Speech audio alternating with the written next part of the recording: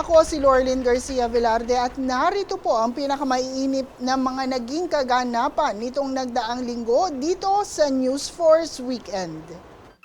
Sa ulo ng mga balita, GILG nilinaw na wala pang naganap na pag-aresto kay Senador Bato de la Rosa.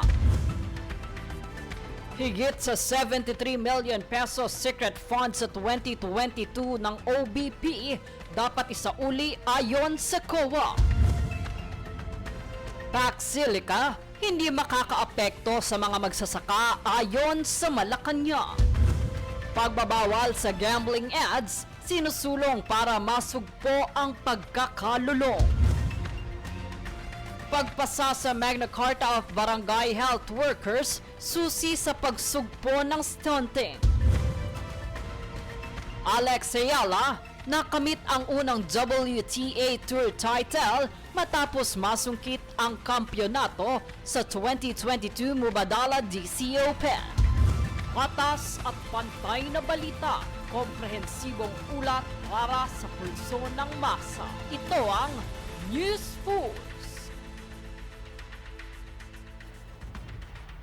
Para sa unang tampok na balita nitong nagdaang linggo, nilinaw ni DILG Secretary John Vic Remulla na hindi pa naaaresto si Senator Bato de la Rosa, gaya ng mga kumakalat na balita na ito ay naaresto na. Ayon kay Remulla, wala pang pag-aresto kay Senator Bato at hindi totoo na siya ay nahuli na. Anya, napakaraming fake news at kung sakali man, ito ay manggagaling sa kanila kung nahuli na dahil sila ay nananatiling transparent sa kanilang trabaho. We would like to confirm categorically that as of 6 o'clock p.m. last night, there's been no arrest for Senator Bato. Okay? There's been a lot of speculation na nahuli siya and it's being whisked away to the Hague. Hindi po totoo yan. Nag-coordinate na po kami sa DOJ, nag-coordinate ang DILG, lahat ng law enforcement units. Senator Bato is still being hunted down.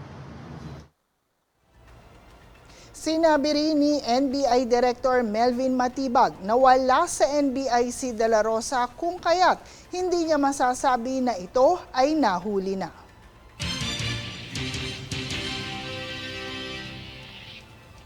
Sa ibang balita, dapat isauli ng Office of the Vice President ang 73 million pesos na confidential funds na ipinag-uutos ng Commission on Audit na i-disallow maliban kung maglabas ng temporary restraining order ang Supreme Court ayon sa COA witness na si Roderick Wamil. Panoorin ang kabuuang ulat hatid ni Jade Buhoy. Sa ikalabing-tatlong araw ng impeachment trial ni Vice President Sara Duterte, muling tumistigo si dating State Auditor Roderick Wamil, kaugnay ng umano'y paggamit ng confidential funds ng OBP at DepEd. Ayon kay Wamil, final na ang notice of disallowance ng COA na nag-uutos sa OBP na isauli ang 73 million peso na confidential funds na iginastos noong 2022. Maliban kung maglabas ng temporary restraining order ang Supreme Court dahil hindi sapat ang mga dokumentong isinumite upang patunayan kung saan ginamit ang pondo. Sinabi rin ni Wamil na walang official receipts ang OBP sa liquidation report nito para sa 125 billion peso na confidential funds noong 2022. At sa halip ay 849 acknowledgement receipts ang isinumite ng OBP at DepEd na aniya ay kauna-unahang pagkakataon sa kanyang panunungkulan na puro acknowledgement receipts ang isang ahensya sa ganitong liquidation. Samantala, nilinaw ni Senate Impeachment Court Presiding Officer Francis Cheese Escudero na walang conflict of interest si Defense Counsel Michael Poa sa pagtatanggol kay VP Sara. Sa kabila ng pagdalo niya sa isang 2023 meeting sa COA kaugnay ng paggamit ng confidential funds. Sa pagtatanong naman ni Senator Judge Bam Aquino, nilinaw ni Wamil na hindi tiyak na pinapayagan o pinagbabawal ng joint circular ang paggamit ng aliases o code name sa mga tumatanggap ng confidential funds dahil wala umanong tahasang probisyon tungkol dito. Matapos madismiss si Wamil bilang testigo, Iniharap ng House Prosecution si CAO-ICFAO State Auditor Sailin Del Campo na ayon sa impeachment court spokesperson Reggie Tongol ay mas kaunting usapin ang tatalakayin batay sa pre-trial order at pre-trial brief ng prosecution. Sa susunod na linggo, inaasahan na magpapatuloy ang impeachment trial ni Vice President Sara Duterte kasabay ng paghaharap ng karagdagang ebidensya at pagtatanghal ng mga testigo kaugnay ng unang article ng impeachment complaint. Jade Buhoy, nag-uulat para sa Golden Nation Network. Samantala, binigyang linaw ni Yusek Claire Castro na hindi makakaapekto sa mga magsasaka ang PAC Silica kapag ito ay tuluyan ng itinayo. Ayon kay Castro, may allocated na buildable area sa naturang lugar simula pa taong 2019 at mayroon ding open green spaces para naman sa magsasaka. Dagdag pa ni Castro, sa kasalukuyan patuloy ang konsultasyon ng BCDA sa mga concerned agencies, LGUs at stakeholders para masiguro na lahat ng agam-agam ay matugunan. Since 2019 po, 2019 pa, during the 2019 SEA Games, nagkaroon na po ng tinatawag nating buildable areas. Ito po ay allocated na since 2019. So, sa lugar na ito ay dapat wala ng farmers dahil ito po nga ay na-approve na bilang buildable zones. At meron naman pong natitira na 6,000 hectares na reserve para sa open green spaces, forest reserves, and designated zones for upland farming. So, maliit lang po ang mauukupan nito. 3,500 hectares ang kabuuan ng buildable zones. At doon po, maaaring ilagay itong proyekto regarding PAC Silica. So, hindi po makaka-apekto ito sa ating mga farmers.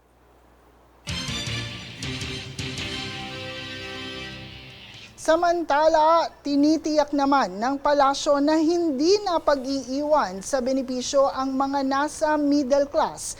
Isa sa mga binigyang pansin ng Pangulo sa kanyang SONA ang mga hakbang para sa benepisyo para mapababa ang electricity costs, tax reforms, relief and incentives, kasama na rin ang healthcare and medical and financial assistance.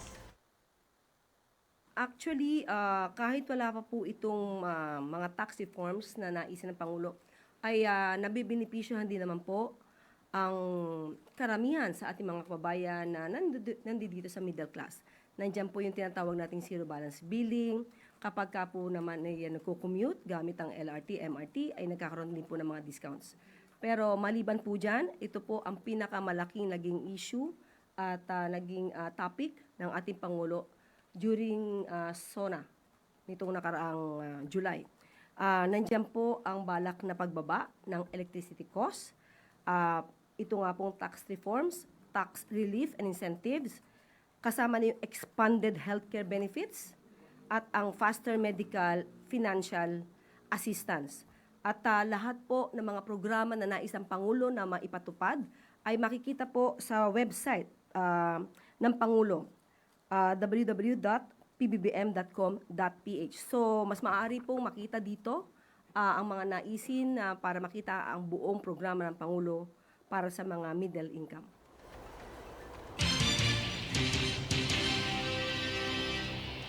Sa iba pang balita, ayon sa Department of Energy, inaasahan na magkakaroon ng big-time rollback sa presyo ng produktong petrolyo sa susunod na linggo.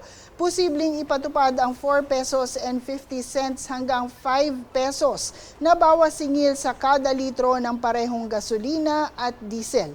Kasunod dito ng pansamantalang paghinto ng pag-atake sa pagitan ng Estados Unidos at Israel laban sa Iran na nagtutulak ng pagbaba ng presyo ng pandaigdigang langis. Nakatakda namang ianunsyo ng DOE sa Lunes ang magiging eksaktong halaga ng ipatutupad na na rollback sa presyo ng petrolyo. Kaugnay nito, suporta ng gobyerno para sa transport sector mas pinataas sa pamamagitan ng dagdag subsidiya na 2 piso kada litro. Mula sa 10 pesos ay 12 pesos na. Ayon sa gobyerno ay makatutulong para magbigay ginhawa sa mga tsuper. Ayon din kay Yusek Claire Castro, kasama rin sa tinutugunan ng pamahalaan ay ang mga dagdag na lugar kung saan madaragdagan ang mga gasoline station na maaaring magbigay ng fuel subsidy. Ito ay matapos sabihin ng grupong Manibela na marami ang hindi nakakakuha ng diskwento dahil kulang ang mga gasolinahan na nagbibigay nito. Lahat po yan ay tinutugunan po ng ating pamahalaan at sa lahat po ng kanilang mga concerns ay makakaabot po ito para po matugunan ng mas mabilis kung ano yung mga lugar na dapat pa na magkaroon ng mga gasoline stations na may magbibigay ng fuel subsidy ay dapat po na matugunan kaagad.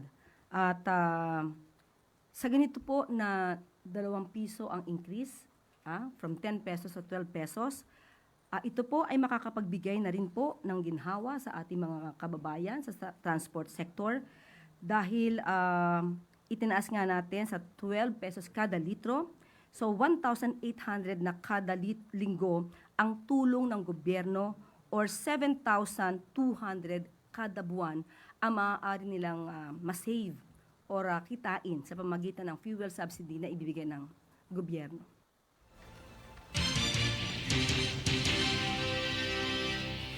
Samantala, sinimulan na ng House Energy Committee ang pagtalakay sa panukalang pag-alis ng system loss charges sa singilin sa kuryente. Tunghayan ang kabuuang ulat, hatid ni Jade Buhoy. Sinimula ng House Committee on Energy ang pagtalakay sa mga issue at alalahanin kaugnay ng panukalang pag-alis ng system loss charges sa electricity bills na binanggit ni Pangulong Ferdinand Marcos Jr. sa kanyang kamakailang State of the Nation Address o SONA. Dito ay pinaliwanag ni Committee Chairman at Palawan Representative Jose Alvarez ang pagkakaiba ng Technical System Loss o TL at Non-Technical System Loss o NTL at sinabing maaaring agad alisin ang singil para sa NTL habang dapat pag-aralan kung paano mapapababa ang TL. Kung saan ang NTL ay tumutukoy sa electricity theft at pilferage na nagdudulot ng operational at administrative loss, habang ang TL ay electricity transmission na nalulugi o nawawala habang dumadaan sa network. Samantala, inihayag naman ni Cagayan de Oro Representative Rufus Rodriguez na hindi maaaring agad natanggalin ang lahat ng system loss at kailangan pa ng karagdagang pag-aaral. Habang iginiit naman ni BH Party List Representative Robert Nazal na hindi dapat pagbayari ng honest consumers para sa NTL inefficiencies, defective systems at failure ng utilities na mapabuti ang kanilang sistema. Hiniling naman ni Bicol Party List Representative Alfredo Garbin Jr. ang assurance na ang pondong nakolekta mula sa system loss charges ay ginagamit sa nilalayo nito at hindi para sa hindi makatarungang pag-angat ng electric operatives. Iginiit naman ni APEC Party List Representative Sergio Dagook ang anilay anomalya sa pagitan ng layunin ng Electric Power Industry Reform Act o EPIRA na may kaugnay sa pagpapalawak ng mga linya ng electric operatives sa mga malalayong lugar. Samantala, ipagpapatuloy ng House Committee on Energy sa mga susunod na pagpupulong ang pagtalakay sa mga tiyak na hakbang para mapababa ang system loss. Jade Buhoy, nag-uulat para sa Golden Nation Network. Susunod sa News Force. U.S. extradition request laban kay Kibuloy, suportado ni Senator Ontiveros. Umano'y punteriya kay Senator Alan Cayetano, pinasinungalingan ni Senator Lacson. Alex Ayala nakamit ang unang WTA Tour title matapos masungkit ang kampyonato sa 2026 Mubadala DC Open. Manatiling nakatutok para sa higit pang mga balita sa pagbabalik ng News Force Weekend.